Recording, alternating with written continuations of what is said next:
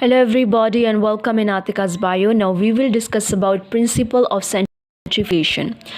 So centrifugation क्या होती है? It is the process of separating of molecules based on their different densities under the influence of centrifugal force, right? So now we will discuss principle. The basic principle of centrifugation is to base on sedimentation, separation and purification of mixture of biological as well as particles suspended in liquid medium under the influence of centrifugal field, right? सो अब ये जो principal है centrifugation का, ये तीन चीज़ों पर base कर रहा है। सेडिमेंटेशन पे, सेडिमेंटेशन होती क्या है? द प्रोसेस ऑफ सेटलिंग और डिपोजिशन ऑफ समथिंग। सेपरेशन पे, सेपरेट करना, और purification, removal of contaminants, right.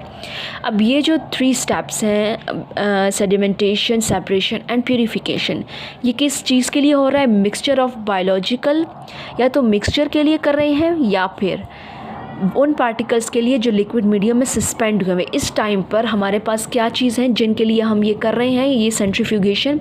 Mixture या फिर वो पार्टिकल्स जो कि लिक्विड मीडियम में सस्पेंड हुए हैं, उन मॉलिक्यूल्स को हमने सेपरेट करना है, उनमें से कंटामिनेंट्स को रिमूव करना है और उसकी डिपोजिशन करवानी है, व्हाटएवर।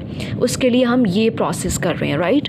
और under the influence of centrifugal field या फोर्स, ये एक ऐसी फोर्स होती है जो कि अप्लाई की जाती है, जो कि मूव करती है away from the centre, right.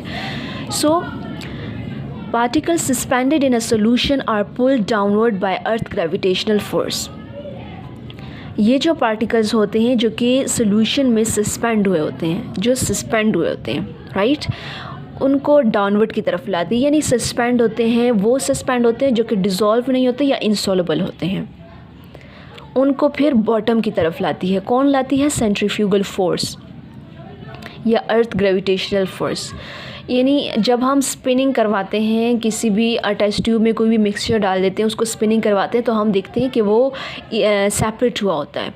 हम लोगों को क्लियरली विजिबल होता है, शोन होता है कि जो उसके जो कंपोनेंट हैं वो सेपरेट हुए होते हैं, right. In a solution, particle whose density is higher, it will settle down at the bottom, and the particles that are lighter, then it will float to the top. Solution में अब जो हमने test tube में रखा हुआ है, spinning करवाई है, जिनकी डेंसिटी ज़्यादा होगी, क्योंकि एक सोल्यूशन में भी डिफरेंट मॉलिक्यूल्स होते हैं, उनकी डिफरेंट डेंसिटीज़ होती हैं। सो वो मॉलिक्यूल्स जिनकी डेंसिटी हायर है, वो ऑब्वियसली वी नो दैट कि वो डाउनवर्ड की तरफ सेटलिंग डाउन करेंगे, और जिनकी डेंसिटी लोअर है वो ऊपर टॉप पे फ्लोट करेंगे। Let us consider a solution being spun in a centrifuge tube, right. So the centrifugal force acting on the solute particle of mass m, यानी कोई मास है जिसको हमने m कंसीडर किया है, उस पर सेंट्रीफ्यूगल फोर्स जो है f एक्ट कर रही है। So it is equal to m omega square r। ये 2 नहीं है, बेसिकली ये स्क्वायर है, m omega square r। m किसको डिनोट कर रहा है? मास को। ओमेगा, सिर्फ ओमेगा डिनोट करता है एंगुलर वेलोसिटी जो कि रेडियन पर सेकंड में काउंट की जाती है। r डिनोट कर रहा है distance from the centre of the rotation to the particle, right? So omega square R, ये 2 नहीं है, अगेन ये ओमेगा स्क्वायर है, omega square R. It is equal, ये किसके इक्वल है? ये बेसिकली क्या है? ये सेंट्रीफ्यूगल एक्सेलरेशन है। m ओमेगा स्क्वायर जो ओमेगा स्क्वायर आर जो है, इनको कंबाइन, ओमेगा स्क्वायर आर को हम सेंट्रीफ्यूगल एक्सेलरेशन हम कंसीडर करते हैं, राइट।